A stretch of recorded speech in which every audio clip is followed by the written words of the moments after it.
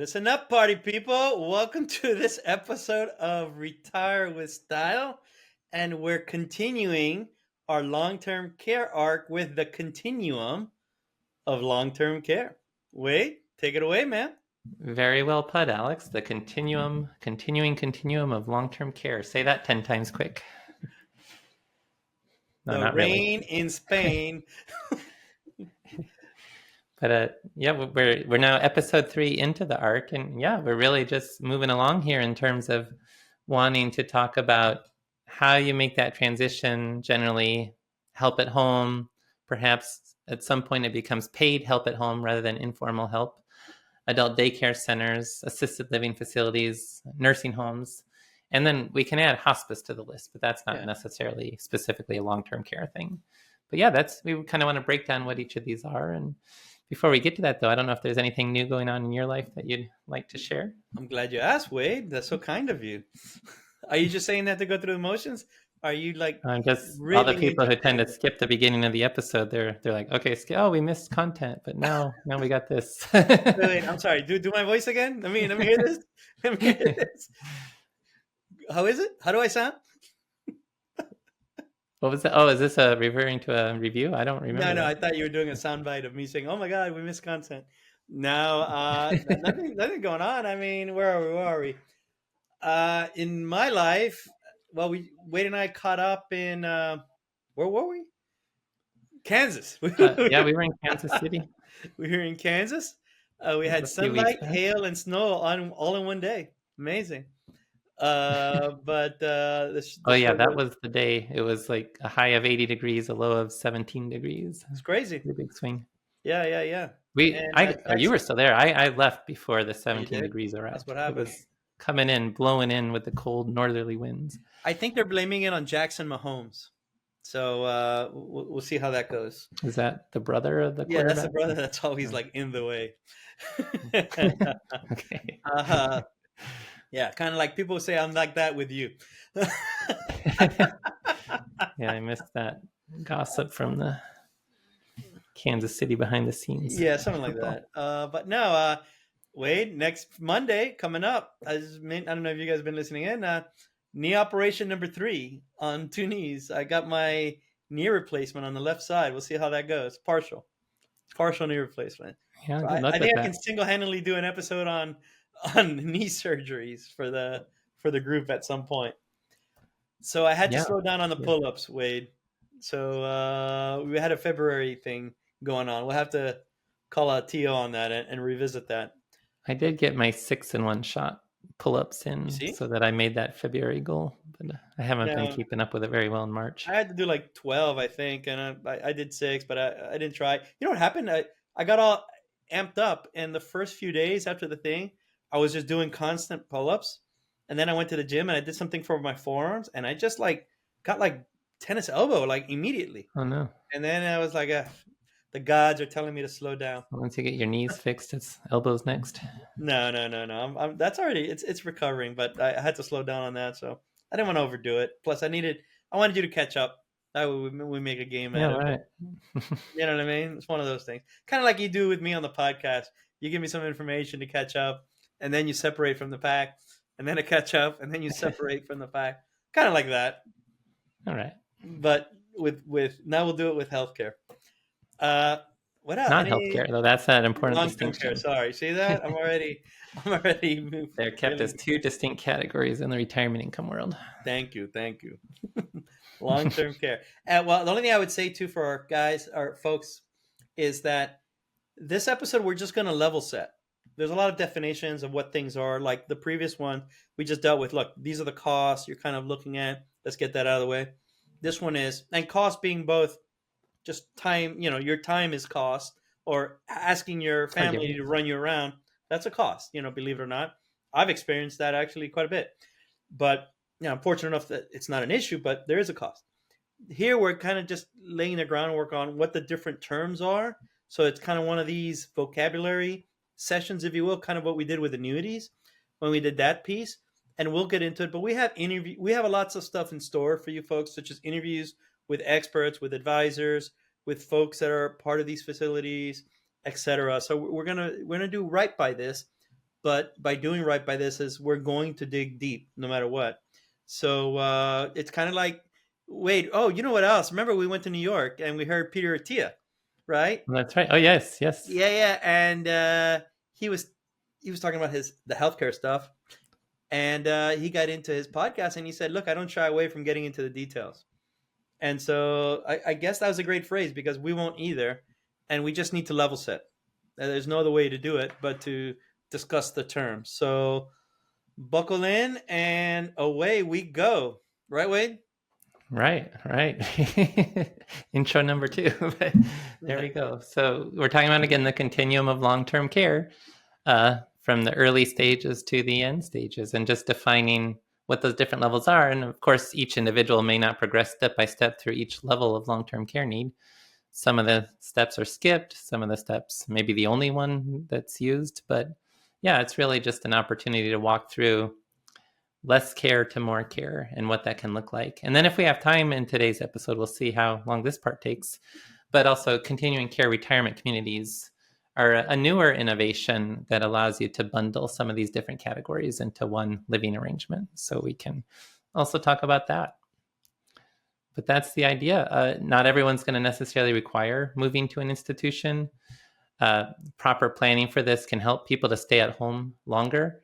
People do want to stay at home. Like if you ask, well, and actually there have been surveys of this. So one of the surveys we've seen just noted, although that was quite a bit later in my notes. So a survey from Merrill Lynch of people 50 and older, where would you like to receive long-term care? 85% viewed receiving care at their home as being preferable to moving to an assisted living facility or nursing home. So helping as much as you can as well to get that in-home care. There's an inverse to that, though, Wade. When they asked the son-in-laws where would they like their mother-in-law to receive that care, only 15% said at home with us. So, take that. That one's for Manny Vasquez out there. We love you, Mirelia. and there it is. All right. and what's the general progression that folks should expect? It's more and more, not less and less. But what does that more and more usually look like, Wade? Mm-hmm. So it starts with informal care provided by family or friends at home. That's just maybe help with basic household tasks and things. Eventually, as that becomes more onerous, it may require paid help at home. So having a healthcare aide visit a few times a week to provide some in-home care and service, as well as probably at that stage also the informal care from family or friends. Adult daycare centers can step into that at some point in terms of if the caregiver needs to work and not completely give up their career, the adult daycare center provides an opportunity to get care at another facility during the work hours. And also that's good for providing social arrangements, social networking opportunities, and so forth for the individual. Then eventually you get to the stage where it may be required to move out of the home. Assisted living is the next step of people who need help with more tasks, but still have a degree of independence. Then nursing home care, and then hospice, which again isn't really long-term care, but cap the end there with hospice care. Yeah. Okay. And so why don't we break it up by skilled versus... Oh, sorry, I'm on.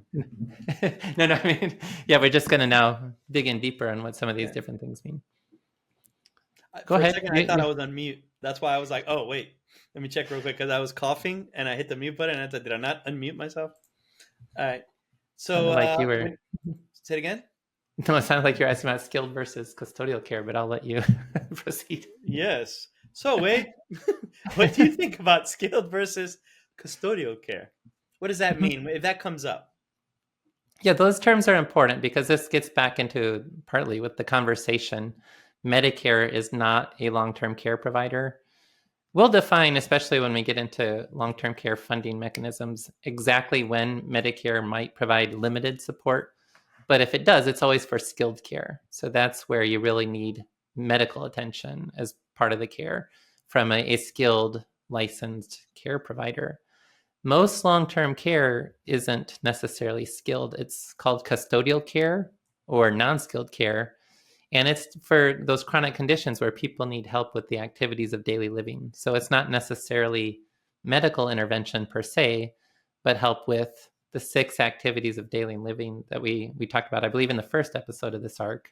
Help with bathing, continence, dressing, eating, toileting, transferring to and from a bed. So it's not medical care. It doesn't require a skilled professional. It's often provided by family members, friends, unlicensed workers.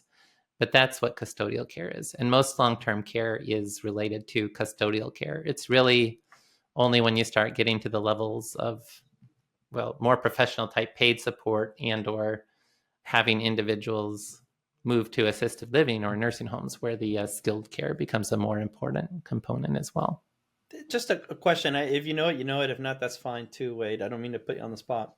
But if someone's speaking to somebody about the type of care they need, and if it's about medicine, providing, giving them medicine, would you put that in the skilled category or custodial care? Well, I think if it's just a matter of you've got like the week of the pill box where each week you have or each day you have the pills the person needs to take, and you've got prescriptions and all that, or that probably could fall more in the custodial care, because informal family members and so forth could be doing that. It doesn't require medical intervention that requires a higher degree of medical knowledge necessarily. So I think in most cases that'd be custodial care. Okay, so that's skilled care, custodial care. Now, what about geriatric care versus geriatric care managers versus care coordinators? Well, those are really 2 terms for the same thing. But, Yeah. but yeah, that's geriatric care managers or care coordinators are individuals who can help navigate all these long-term care decisions.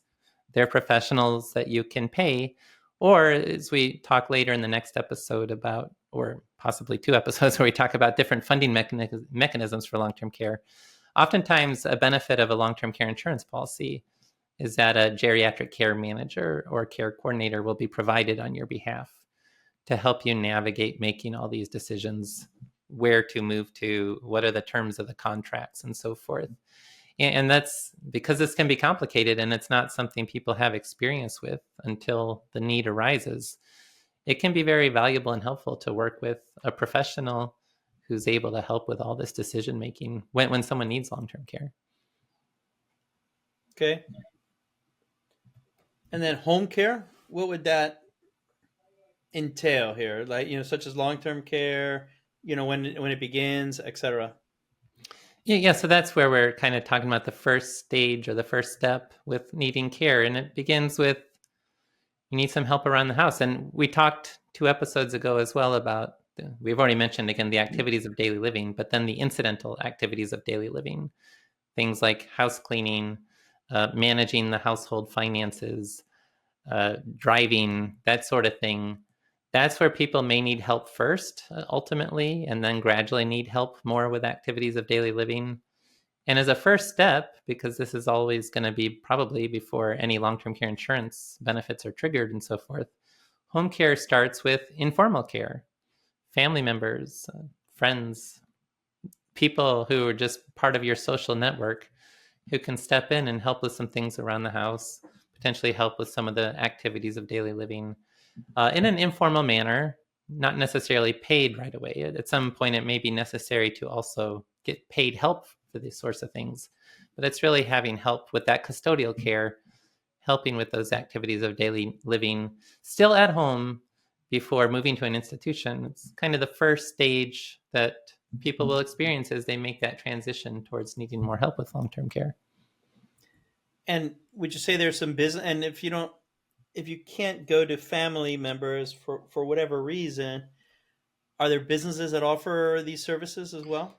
Yeah, absolutely. It's a big growth industry where there's plenty of businesses that are set up to provide at-home caregivers who will visit the home, provide services, perhaps paid on an hourly basis or with some sort of contract. But yes, absolutely. When you get to the point, or if you don't have any informal caregivers who can help out, you can make that transition towards getting the sort of paid help at home. And now the only thing I would say for those of you listening at home, and it could be yourself receiving the care, or it could be you could be a son, a daughter that that people are chipping in to help your parents. This is where I've personally seen, not directly, I've been fortunate not to be directly like with my own parents, but I've seen close family members have their parents effectively get ripped off. This is where you Blanche Dubois a little bit, and you get by with the kindness of friends. But this is where it can come back to haunt you in terms of there's a difference if you're overseeing them, or if it's yourself, there's a difference between delegating and abdicating, and you want to be careful here because this is when that person is very susceptible to ultimately just getting ripped off because you're having someone in their home, pretty much, Mhm. getting access to things that perhaps are sensitive, such as bank accounts, etc. And you just want to be very careful and tread lightly around that, just in case. Wait. Yeah, the whole elder abuse angle. And I thought Blanche Dubois got by with from the kindness of strangers, not Yeah, you're friends. right. What did I say? What did I You said say? friends. All right, Stanley Kowalski. Sorry. Said it the wrong way. So, but you make a really important point, though.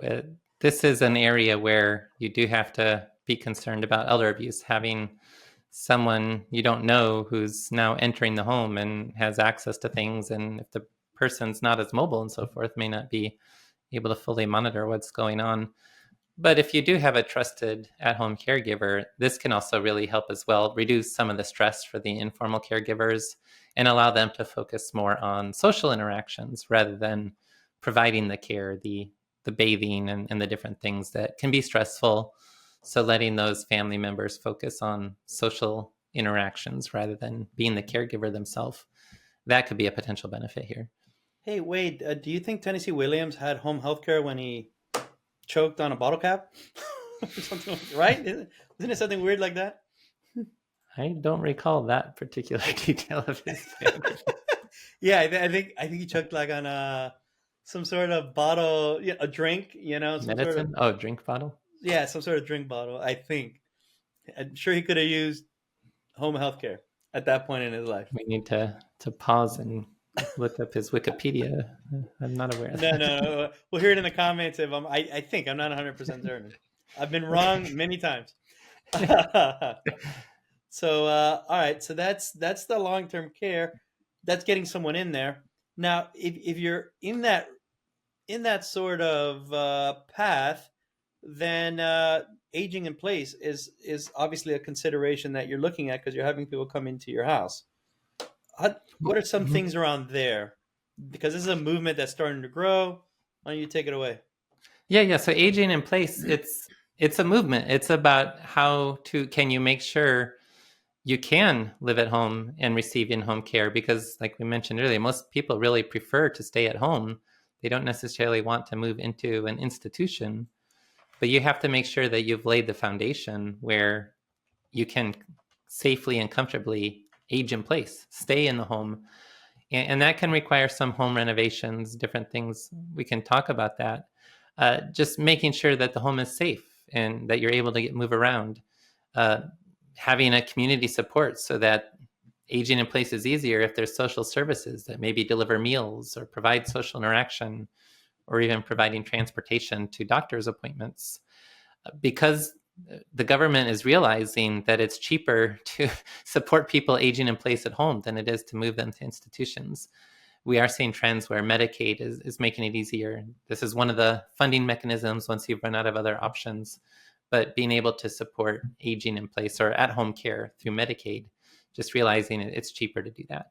But And again, to age in place, the home has to be set up and retrofitted to make that feasible. and wait, though, I think I would say this, and not to take this podcast off the off this angle, but is this where a reverse mortgage could be appropriate as well? Yes, it's one of the many possible uses I talk about with reverse mortgages is providing the funds to support paying the costs for aging in place. Because we can talk about what some of these potential home renovations are, but yeah, they can be expensive. And so using a reverse mortgage to tap into the home equity to pay for these home renovations to allow the individual to age in place can be a Yeah. Great potential way to use a reverse mortgage. Yeah, Sure. and so think about it. We're going to get towards the end of this podcast, if we get to it today, if not next one, about what are some options. And you're talking about continuing care facilities, etc. So if you end up selling your house to go to a place that could accommodate you aging in place, where you could have potentially taken out a reverse mortgage, age in the house that you want, and make sure it fits your needs, etc., with neighbors that you know, maybe it would have been a better option. Just FYI from that standpoint. And Wade, I did look it up. He choked to death from inhaling the plastic cap of a bottle of the type used on nasal sprays or eye solutions. What a way Okay, to well, go. I learned What something new. what a way to go. Not to make fun of that, but that's like, one of our greatest playwrights dies eating a hot dog or something like that. Man, life is cruel, isn't it? So at-home care may or may not have helped there, depending on how logical that was. I like how you brought that back together, Wade. Wow. But yeah, I learned something new. Maybe someone yeah. he had like itchy eyes or something. Poor guy. All right. What are some basic things when we're talking about aging in place? You were talking about, okay, it's gonna retrofit the house. What are some things to think about that you maybe not be thinking about? And frankly, this is stuff that I remember doing for my parents, and there's simple things like, having a seat in the bathtub. Because I got to the point that my mom could not like get into the bathtub and stand, taking a shower, etc. What are some things just to pepper in our listeners' heads right now about things to think about? Yeah. And some of these are easier, cheaper. Others might be quite expensive to do. But Some of these you yeah, can do some at Home ideas. Depot. Some of them you're going to get a contract and you need Well, permits. and these days, magazines have a lot of ads for things like some sort of walk-in bathing facility. So a walk-in shower with grab bars, other bathroom safety features, not having to be required to step over a tub. That is just one basic thing to make it less likely to get injured when bathing. So walk-in showers. Something that would maybe the most expensive one potentially on this list, making sure that everything the person needs is available on one floor of the home so that they don't have to use stairs to get to kitchen, bathing facilities, and bedrooms. That everything they need is on one floor. And if that's not possible, perhaps installing an elevator and I don't know the name of it, but those electric stair lifter type things. Yeah. We see a lot of ads for that as well. As long as you don't have gremlins in your house. Yeah, just recognizing that it may be increasingly difficult to climb stairs at some point. And so making sure that's not required to be able to get to a restroom or to be able to get to a kitchen becomes important. I think living up north, I'm from Miami, so a lot of the houses were one-story homes. I think it was more for hurricane damage prevention. Although right now with construction, many of them are 2-3 stories. But my in-laws did this, and my wife's parents are divorced, so on both sets. But they both kind of have moved into one level houses, like not ramblers, but like they're not 2 stories by any means. And I think part of that was self-conscious of the fact that I don't want to go up and down the steps in my mid 80s or 90s, because there was that stat. What did we hear? Remember, Peter T? I'm doing this from memory, so don't kill me here. But if you break your femur or hip past, let's just say age 65, there's something like a 20 to 30% chance that you may not survive past the year. Yeah, the next year. I think that's the right number. Something like that. And that's not even standard of living and any of that. I'm just talking like life or death. So you can imagine all that other stuff is worse. And so you want to give yourself the best chances of not getting into trouble. And to me, I think a single floor house is the way to go. Another thing he said that kind of resonated was usually we talk about like the top 4 killers, and I'm not sure I can name all 4, but it's like cancer. Well, number 1 is bottle caps. Right. No, but he said, but like a close kind of honorary mention for 5th would be falls. And so a big part of aging in place is trying to reduce the risk of falls. And we'll see that more with some of these other ideas as well. Wait, that's also why I'm trying to get you to do pull-ups, my man. Yeah, so I Grip strength. Apparently, checked he's myself. big into grip strength. Oh yeah, he was talking about that too. Well, we all could pick up a copy of that book there, so I now have my copy of Outlive. And it's a long book. It's I'm like try to get through it at some point. Yeah. But yeah, no. So there's things to begin, and I think this is where things are getting interesting. Simply because I'll talk about my parents, my mom, and the smart home. Right, the things you can do right now, and we're not going to make this into a tech episode by any means, but you can do so much now with smart homes just by having the Amazon Echo or like a Google, some sort of hub.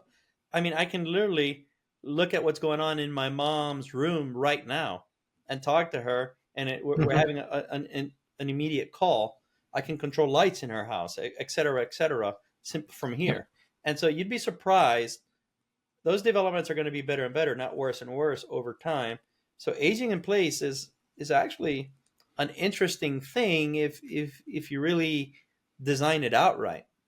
Just FYI, I think you can do a whole series on just smart homes that are actually not in the future but right now to Hmm. help facilitate this kind of movement. You should check it out for your mom, Wade. I don't know if you have that right now, but the sort of smart home echoes and stuff like that are quite amazing. Yeah, and that's on the list, so I won't have to mention that one when we get there. But absolutely, the monitoring health status, and that could be part of it too. It's not just like being able to see in the house and control lights, but actually getting real-time health updates. What's the pulse, that sort of thing, and also helping to monitor that medicines are being taken and so forth. And just the alert buttons that have been around, I think, at least since the 1980s. But yeah, that technology is also very important with aging in place. Okay. Another important factor is potentially needing wheelchair accessibility. That could be another expensive one on the list, but making sure that there's a ramp so you don't have to climb stairs to get in the home. There's a wheelchair accessible ramp. The doors are wide enough, the hallways are wide enough to fit a wheelchair, and having at least one wheelchair accessible entrance to the home. So that's another one of the more expensive options on the list. Another option that's not going to be as expensive and something people may not think about, but just for door handles and faucets, having levered handles rather than twisting knobs. I guess that's back to your grip strength there, Alex. Being able to just push a lever rather than having to twist a knob is going to be helpful as people age. It's all fun and games. Wait until you need ketchup. Yeah. Yeah. Having good lighting is important as well. Just making sure that things are visible. Having the cabinets, closets, that sort of thing be low enough so that, well, especially in the kitchen, if you can cook while sitting, so that you've got the cabinets and stuff, so forth, low enough to be able to make that feasible. That's an important consideration. No, it's amazing. We laugh, but now that you think about it, I'm not laughing. well, no. Yeah, thank you for No, thank you for bringing the seriousness it's a serious to this question. conversation. Yeah, no, but the commercials in the '80s. I was thinking of the clapper, and I've fallen and I can't get up when Yeah, we had help, I've mentioned something. fallen. But look, those were the best. One of these best-selling as seen on TV items for a reason, right? It's one of these things that there's a significant need, and if you can set yourself up in your house to delay the inevitable, I mean, why not? And the good news is that I think a lot of these things are getting significantly better with technology, and it doesn't require an engineer to set it up. Frankly,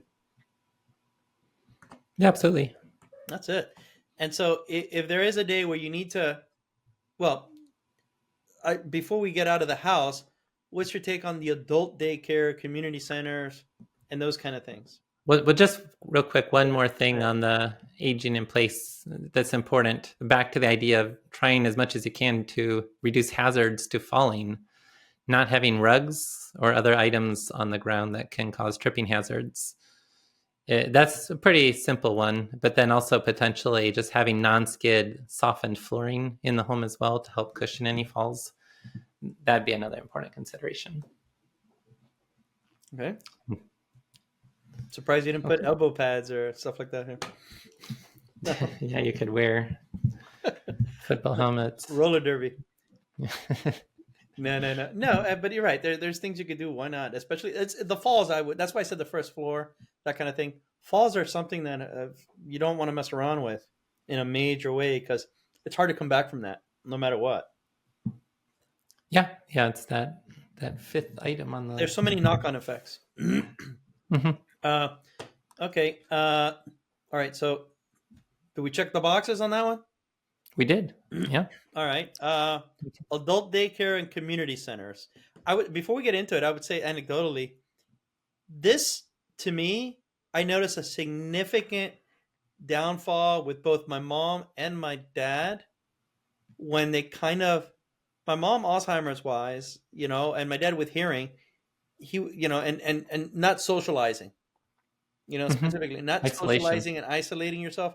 I think that begins to really deprive yourself from a lot of just sensory integration issues that the human being you kind of need as a human to keep your brain functioning. That's not scientific at all, but I'm kind of doing it more anecdotally. And I think there's a tremendous need for adult daycare and community centers simply so you're doing something during the day and getting stimulated. Yes, there's someone watching over you, but we're social beings, and staying in a house by yourself, you start isolating yourself, it that's a slippery slope on many levels. But wait, Yeah, that's an important potential downside of aging in place is social isolation as you become less mobile, not having those opportunities. That's where part of aging in place is just having that community network where there are volunteers who may stop by and visit people who are really immobile in their homes. But then, yes, at some point as well, the adult daycare center is really the first step towards providing some care outside of the home. And it's really a more recent development of having these facilities where it's kind of like daycare at the beginning of life. It's now, as you get closer to the end, while the informal caregiver, family or friends, probably in most cases family for this type of scenario, that individual has to go to work. They take the person needing care to the adult daycare center, maybe like 9 to 5, that kind of situation. At the adult daycare center, that person can receive custodial care. I know in some cases, potentially even some skilled care, or at least monitoring medicines, that sort of thing, and have those social interaction opportunities. Being able to do arts and crafts and play card games, doing different things with people there. Really important both for the individual to get that social interaction and for those caregivers to be able to not completely sacrifice their careers potentially as caregivers. now this is where it gets a little tricky, Wayne, and I'm gonna take my mom here as an example. In Miami, especially, and Miami, South Florida, I think it stands that they're like the number one Medicare fraud area in the country. It's one of those things, right? And there's like a daycare center on every strip mall, if you will. And I had the toughest time getting my mom into one of these for 3 weeks, for 3 days out of a week. For 3 days a week. I'm gonna Mm-hmm. put you on the spot. Why do you think that was? It wasn't because I Well, couldn't this afford it or anything like you that. mentioned Medicare fraud. That would be nothing to do with this, No, because but this would be more just of a. but they were playing the system. Let me say it like this: they were playing. It says no one wanted, and it was really more Medicaid here. No one wanted to take my mom for 3 days because they want to just Medicaid people and put them in for 5 days a week. I literally I went to. I guess yeah, it's maybe if somebody's coming 3 days a week, it's hard to fill up that spot the other 2 days a They week, wouldn't so want they it, but it was prefer. like, but there, the cynic in me tells me that some people that were claiming were going 5 days a week weren't really. You know what I mean? They just they were Oh, just like hmm. there was a game they were playing. You could just tell. But I spent 2 days in Miami just trying to find a place for my mom, and I think I visited 20 of them, and Hmm. none of them wanted my mom for 3 days a week, and she didn't qualify for Medicaid. It was for 5 days or nothing, and they were saying, "Look, there's no chance." They were just telling me because this is how it works. This is how the game works, and we're not gonna do it. I'm Cuban, they're Cuban, so they were kind of like treating me as like in the loop, if you will, and it was just like, no, I can't do it, buddy, kind of thing. And so this is one of these things that we have these notes and we can say this is there, but there's rules to the game around this that unfortunately are kind of weird, on many Yeah, I levels. mean that. can't really comment on that specifically, but even I think just a non-cynical explanation is just those spots are going to be empty the other 2 days of the week, and so they Yeah, really. but But yeah, I don't I know. would say the people that were on Medicaid, I would venture to say they didn't even know they were Well, there. they're. They didn't even know they I were mean, enrolled there. yeah, they're not, I guess, incentivized to only say they want to go 3 days a week because that'll lower their bill if Medicaid's paying anyway. Yeah, But some of them weren't. They were saying, okay, let Medicaid pay. I'm only going there twice a week, though. I'm not going there five. And they were fine yeah, that being I charged suppose. 5 days a week. That kind of thing. And it's a weird sort of racket, at least there in South Florida. Hopefully in Des Moines, it's fine. Okay, But now that you've scandalized an entire yes, section of the country, yes, write it right in, please. I do not have a lot of background knowledge on this It just particular it's a. situation. I'm saying it from the standpoint of a son trying to get his mom in the thing. It was like I couldn't do it after like 2 days of just doing nothing but going there, making calls before and after. It's just a nightmare. But here's an option, right? Mhm. Yeah, and it's really a more preliminary step. These are individuals who don't necessarily need to go to like a assisted living facility yet. And adult daycare centers are generally much more cost effective than, because an assisted living facility, you now live there full time, whereas the adult daycare center, it's really during business hours. So it's a lot less expensive than an assisted living facility, and it can help further that ability to age at the home because you're still getting the social connection. Your caregivers are able to get a break from caregiving, allowing them to continue that at-home care for longer. That's really where that niche can be to help there. Community centers are different. They're not. It's more you can stop by for social activities, but it's not something generally that you'd pay for, or that may have scheduled activities, but it's not. You go there 9 to 5 each day, and that the community centers can also be a good place to also find out about other long-term care options in the community or government programs and different things, different resources available. You're talking here like the Y, like silver sneakers, that kind of thing. That could be one. Yeah. The town I live in has a senior living center that's more, I don't like a part of the Parks and Rec almost in a way. Yeah, But yeah. it's The town being Dallas. no, not that. I don't live in Dallas proper. I'm in the suburbs. That's Yes, what I'm yes. talking All right. Small town guy. about. All right. Okay. And then the next one is assisted living facilities. Assisted living facilities. This is where you're no longer at home. This is where you actually are now going to move on a more permanent basis to an apartment in a facility that it's not, you don't need the level of care required with a nursing home. So you still have some independence. It's not going to be 24-hour around the clock care, but there could be scheduling of different services. So you're scheduled with the activities of daily living that you may need help with at scheduled times. You'll receive that help. Social activities, recreational opportunities, usually like meals are provided, help with providing the medication, housekeeping services, transportation and medical visits. All that can be provided through assisted living, but it's for people who still have a degree of independence so that they don't require the full-time nursing care. And it's usually less expensive as well as than full-time nursing care, but more than an adult daycare center.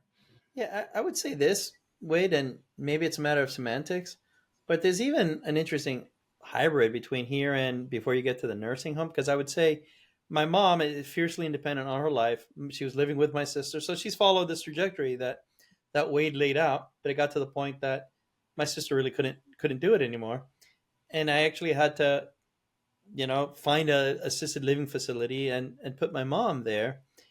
And interestingly, these are one of these things that they know, right? And there's emotional issues surrounding that, both the family dynamic, and then herself realizing that, okay, I'm one step closer to that final stage. It's just there's no way around it, right?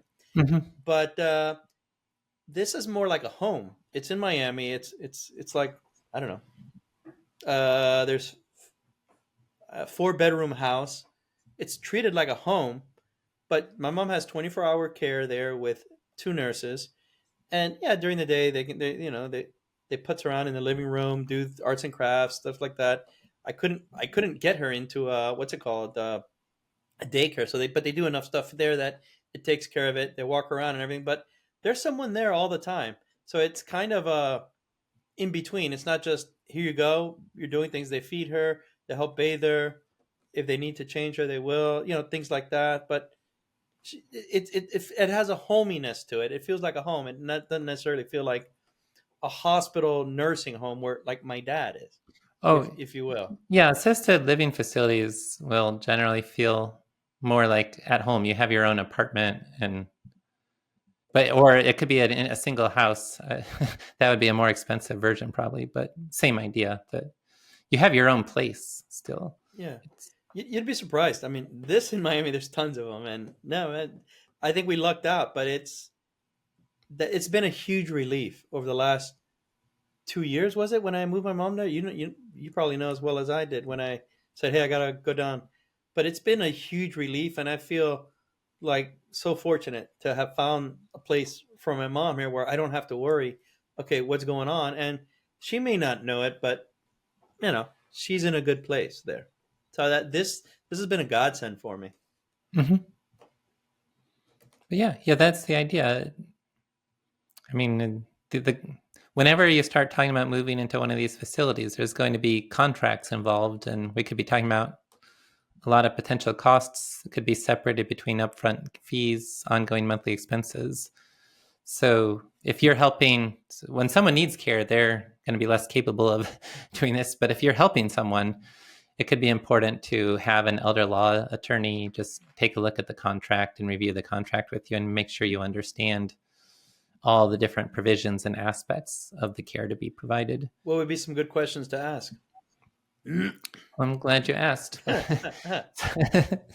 Timing is everything. Yeah, these are some things to keep in mind. So questions you'd ask an assisted living facility: if there are monthly fees, which there probably will be, what do they cover? And then how much flexibility is there for the facility to change those fees in the future? Who's doing the assessment about what care is needed and when those needs might change? What kind of limits are placed on the amount of care received? We talked about nursing homes being a higher level of care. So what's the process to determine whether someone's situation has worsened to the point that they can no longer receive the needed care at the facility and would maybe need to then move to a nursing home? So like, what's the trigger to require that sort of transition? What happens if the resident runs out of funds to pay the ongoing fees? And that would be about, can they transition easily to Medicaid? Will they be able to stay in the same facility with Medicaid, or would they have to move to a different facility at by facility, I mean like apartment that they're in at the facility? Okay, if there's any grievances, how are they handled? And this could be about things like the individual doesn't want to join the meals or struggles with taking medication, moving inside or outside, how much freedom do they have to leave, and so forth. So how are grievances handled? Anything along those lines. What's the housekeeping schedule? What's the activities? What's the agenda or schedule for different activities available? How is the staff trained? What qualifications are required for staff members? And what about the situation with dementia? So what does the facility have available to help if individuals who maybe entered into the facility before dementia was a particular issue, but if there's signs of dementia, what happens at that point as well? How does the facility handle that? Do they have the facilities to support dementia, or would that require another move to another location that might be better equipped for those kinds of issues? The only thing I would add to this, because this seems very formal, and I think there's two types of living facilities if people are listening. There's a living facility like, yes, there's an apartment complex or some sort of campus, like a dorm, if you will, where there's literally 50 people, 100 people, whatever, right? If I put my mom in that, she'd get lost in the mix. She just would. She'd be overwhelmed. It wouldn't work. And so the assisted living facility that worked for her was just a home with like 4 other ladies. And, there's 2 nurses at all times there. And maybe there's among, 3 or 4 nurses that do the whole thing. And it's like family run. there's a lot of those side assisted living facilities out there, at least in Miami, like a lot of them. And And is that a single house by itself, or is that there's single house by a itself. neighborhood of houses that No, are all part of? single house by itself. It's a large Okay. house with four rooms for them. Each of them have their own room, and then the nurses, effectively stay in one of the rooms, two of them, and they rotate out, and they literally take care of them like family. And it's significantly less expensive than if I were to go to some dorm campus here, like you're explaining, where they Oh, have, you can play blackjack or whatever, gin rummy during the day or what. My mom wouldn't do any of that. pinochle. Yeah, exactly. Whatever the hell that is. She wouldn't do any of that, And it's there are things there that are, you can say, less formal in the sense of not all decked out with all of this, and it maintains this family vibe to it. And I don't know how my mom, so there's two different types of assisted living facility. If my mom went to something like this, which is a dorm, I don't know if she would last. Frankly, she'd get lost in the Mhm. mix and she wouldn't get out of her room. Whereas in this one, it's just, there. I guess what I'm trying to say is there's results vary among this, and who your parent is, and how they would function. And frankly, this is a place that my mom could probably stay in until the last days of her life, because after a while they just take her in like family, and they'll keep on taking care of her. So How many again, pages was the contract for this facility? this is in Miami, man. It's all informal. It's different in Miami. It's like, All right. that's not how it works in Chinatown. It's Chinatown, Jake. Let's move on. Kind of stuff. No, All right. there is a contract, but it's you'd be surprised. There's a big difference between getting this institutionalized service, if you will, and a Mhm. small business that's running an assisted living facility. Obviously, there's good and bad in each of those, right? All I'm trying to get at is there's a spectrum. Because when I was in Miami, I did look at this big campus, if you will, like this that you're describing. It looked Mhm. great. It was like the Love Boat, but just in a campus, right? And I'm like, my mom never survived there, as opposed to, hey, look, there's these 4 Cuban old ladies right next to her. She's going to feel at home. There's these 2 Cuban nurses that will take care of her, that kind of thing. And like I said, it's been a godsend for both of us. So there's a spectrum of these that you can find, and I'm sure any big city has, both the formal one and the, I don't know, the kind of the ones that make you feel like part of the family, if you will. Yeah, just that's to your earlier point about there's less regulation in this area. You do need to be careful, but Yeah. yeah, it's important to find some place where you're comfortable. And this episode is getting a little bit long in the tooth here, so we might want to hold off on the nursing homes and the continuing care retirement communities. If you want to call an audible on that, It's up to you, man. save that for the next episode. All right. Otherwise, we're going to get one of our classic hour plus episodes here. And we'll call it then. All right, All Wade. right. Well, folks, But- next one we'll get into the other facilities, nursing homes, CCROs, all that other CRCs. CCR. Let me see. What is it? I'm looking at it from far Continuing away. care retirement communities. Oh, why did I think organization? All right. Yeah. All right. Off we go. All right, everyone. Catch you next week. Thanks, everyone.